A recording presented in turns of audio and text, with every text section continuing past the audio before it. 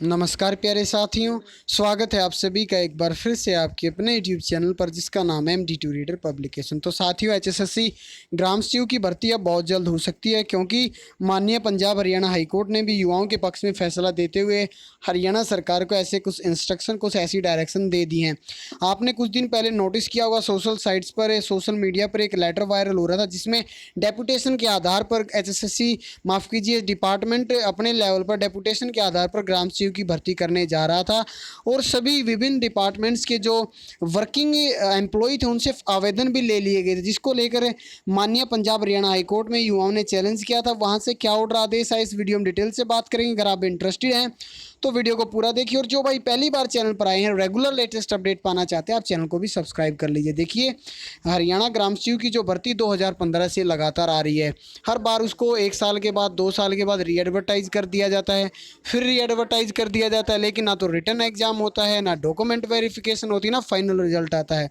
अब डिपार्टमेंट ने थक कर, हार कर, जब HSSC रिक्रूटमेंट कर ही नहीं रही थी, तो उसने डेपुटेशन के आधार पर बोला कि भी जब तक पक्की भर्ती नहीं होती, हमारे पास पक्के ग्राम सचिव नहीं आते, तो हम विभिन्न डिपार्टमेंटों का सहारा लेते हैं और डेपुटेशन के आधार पर ग्राम सचिव रख लेते हैं। जिसको जो युवा भर्ती की बाट जो रहे हैं, उन्होंने माननीय पंजाब हरियाणा हाईकोर्ट में इस हरियाणा सरकार के डिपार्टमेंट के इस आदेश को या फिर इस एक नई तरीके को चैलेंज किया। CWP 16/650/2020 Jyoti and others versus state of Haryana के नाम से ये केस हाईकोर्ट में दर्ज हुआ। Mister Anurag Goyal advocate for the petitioner थे, और जो हाईकोर्ट है, माननीय पंजाब हरियाणा हाईकोर्ट, युवाओं के हक में फैसला देती हुए वीडियो कॉन्फ्रेंसिंग के तहत ये प्रोसीडिंग हुई, और इसमें रोक लगाते हुए बोला है कि भाई आप इस फैसले पर रोक लगाइए, आप पक्की भर्ती क्यों नहीं करें, डेपुटेशन पे आप कैसे रख सकते हैं। दूसरा, आप डेपुटेशन पर भी भर्ती कर सकते हैं, लेकिन जिन युवाओं के पास 2 साल का एक्सपीरियंस एज ए ग्राम सचिव है, वही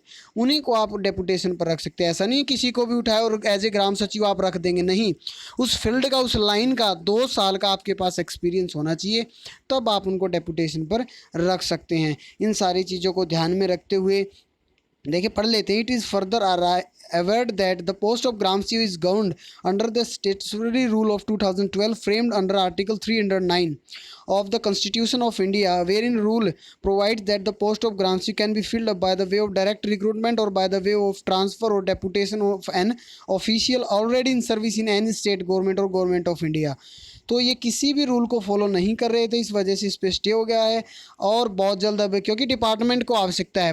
2015 में डिपार्टमेंट ने ब्यौरा भेजा था HSSC को, 5 साल से पहले ही डिपार्टमेंट इंतज़ार कर रहा है, और बहुत जल्द अब आगामी जनवरी में, दिसंबर में आपको एग्ज़ाम देखने को मिल सकते हैं। आप तब तक के लिए तैयार रहिए, अपनी तैयारी करते रहिए, और बहुत जल्द MD2 रीडर पब्लिकेशन पे आपको मॉक टेस्ट या फिर प्रैक्टिस सेट की सीरीज़ भी देखने को मिलेगी। धन्यवाद।